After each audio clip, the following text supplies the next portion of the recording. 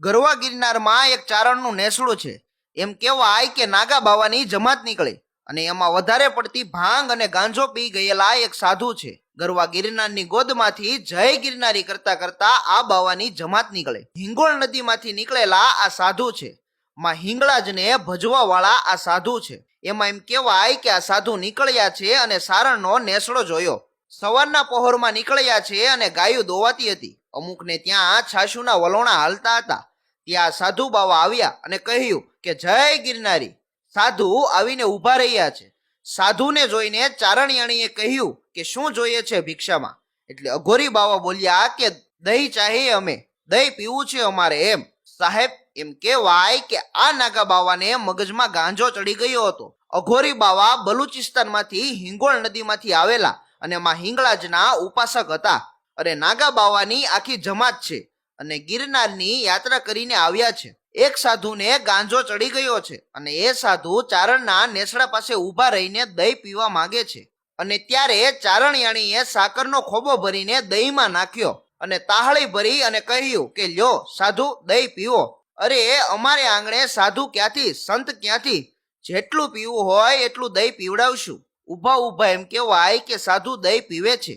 આખી તાહળી ભરીને સાધુ દહીં પી ગયા અને એમ કહેવાય કે દહીં પીતા જ સાધુ બાવાના મગજના તાર ખુલવા લાગ્યા. દહીં પી લીધા પછી સાધુ થોડીક વાર બેઠા અને પછી નીકળવા ટાણે કહ્યું કે માં જગદંબા, માડી, કુછ ચાહીએ તો માંગ લે. એટલે સાધુ કઈ કહે છે કે તારે જે જોતું હોય તે માંગી લે.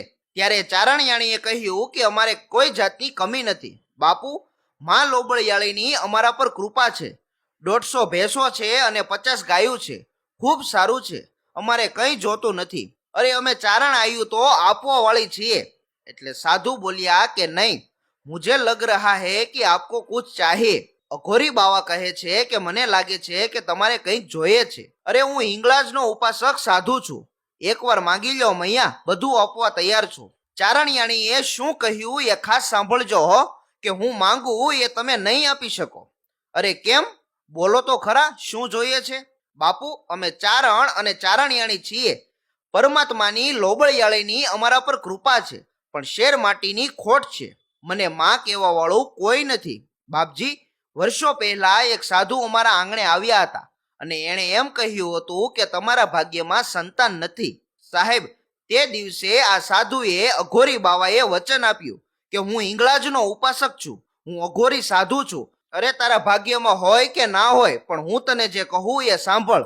એમ કરીને સાધુ આંખ બંધ કરી અને શિવજીનું ધ્યાન ધરે છે અને મહાદેવને કહ્યું કે હે દાદા, આમને સંતાન આપો, નહીં તો હું મારા ખોળિયામાંથી પ્રાણ છોડી દઉં. ત્યારે શિવજીએ કહ્યું કે આ મારી ત્રેવડ નથી. તો અરે તું જ્યાંથી આવ્યો ત્યાં મૂળમાં જા. અને એમ કહેવાય કે સાધુની માં હિંગળાજ સામે નજર ગઈ અને તે દિવસે હિંગળાજ માતા એમ કહ્યું હતું કે એને કહી દે, ભલે એના નસીબમાં ના હોય, પણ નાગબાઈના રૂપે એના આંગણામાં ન આવવું તો હું હિંગળાજ નહીં. પછી તો એમ કહેવાય કે સાધુ ધ્યાનમાંથી બહાર આવ્યા, આંખ ખોલી અને ચારણિયાણીને કહ્યું કે તારા ઘરે આજથી 11 મહિને સંતાન થશે. અરે તારા ઘરે 11 મહિને લક્ષ્મી આવશે, દીકરી આવશે, અને એનું નામ નાગબાઈ રાખજે. કારણ કે આ નાગા સાધુએ વચન આપ્યું છે. અને ઈ ભગવતી જગદંબા, ઈ નાગબાઈ સોરઠની ધરા પર જન્મ્યા. અરે મામડિયા ચારણ જ્યારે હિંગળાજ માતા પાસે ગયા ત્યારે કહ્યું હતું કે તારા ઘરે 7 દીકરીઓ રૂપે આવીશ. સાહેબ, આ હિંગળાજ માતા છે. એટલે હિંગળાજ માતા કહો તો પણ એ અને ખોડિયાર માતા પણ એ જ છે. અરે એક શક્તિની આવી ત્રેવડ છે. જગદંબા માતા અને કુળદેવીની આ ત્રેવડ છે. પણ જેને ભરોસો હોય ને એની આ વાત છે. જો જગદંબા પર ભરોસો હોય તો ધાર્યા કામ તો થાય, પણ નો ધાર્યા હોય ઈ પણ કામ પાર પડી જાય. વિડીયો પસંદ આવ્યો હોય તો વિડીયોને લાઈક, કોમેન્ટ અને વધુમાં વધુ શેર કરો તથા આવા અન્ય વિડીયો જોવા માટે અમારા ફેસબુક પેજ કાઠિયાવાડની વાતોને ફોલો કરો. ધન્યવાદ.